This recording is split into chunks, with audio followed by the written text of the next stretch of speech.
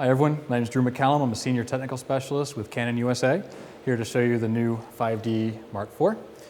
Some new specs about this camera. It is a 30.4 megapixel camera, so we have upped the resolution from the 22.3 megapixel to 5D Mark III.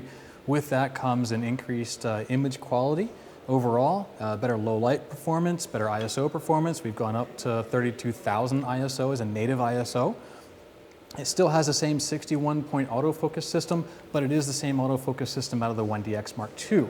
We have gone from 6 frames a second to 7 frames a second with the 5D Mark IV, now giving it more versatility and functionality to sports, action, nature, wildlife. We've got a lot more functionality for those type of shooters in a full-frame, lightweight body.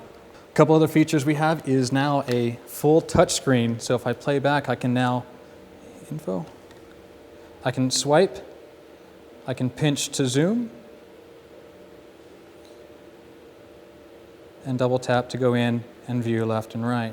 So a full function touchscreen capability that works in stills and video shooting modes. So if I do flip it over to the live view, we have dual pixel CMOS AF. So now I can actually touch to where I want the focus to be when I get the same type of dual pixel CMOS autofocus as we have with the 80D and 7D Mark II that your cameras are shooting with right now, recording this. We also have a mic input and headphone jack. You've also noticed USB 3 capability or connection port. And on the front of the camera, we now have the N3 port. The remote port is on the front of the camera. That gives us more usability in inclement weather using remote ports. That way you don't have the USB port and others exposed to the elements. So nice little move on that front. Additionally, on the back of the camera, we have the new AF Area Select button. You might recognize something similar on the 7D Mark II. This is a great customizable additional switch on the back of the camera. I found a lot of people like to customize that to the ISO, so that way they can press and hold that, roll their main dial, and choose ISO very quickly. One additional feature with the dual pixel CMOS AF is we are now shooting in 4K. Along with that, we're able to grab a still image in camera from that 4K footage. Now we have an 8.8 megapixel JPEG from our 30 frame per second movie file.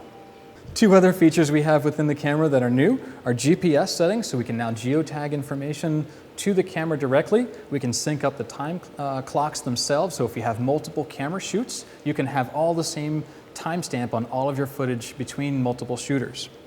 Additionally, with Wi-Fi built in, we can go right to our mobile device, our computer. We can go to web services, and even a new feature we have now, which is FTP. We can now FTP directly to a laptop and have a much more secured connection as we would be shooting, say, as we are in the studio today.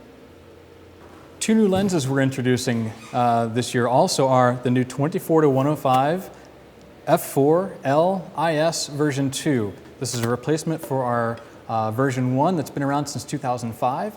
You'll see this kitted with the 5D Mark IV as well as by itself. One additional thing to point out with the 24-105, it's now a 4-stop IS versus a 2.5-stop IS of the previous generation. So much easier to handhold while shooting at slower shutter speeds.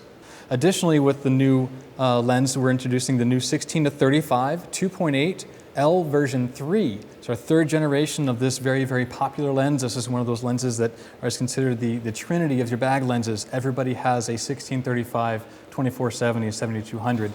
Some of the key features on these are basically improved optical quality, especially with the 16-35, much sharper on the edges. We have much better color and contrast, as well as air sphere coating to reduce glare, flare, and reflections.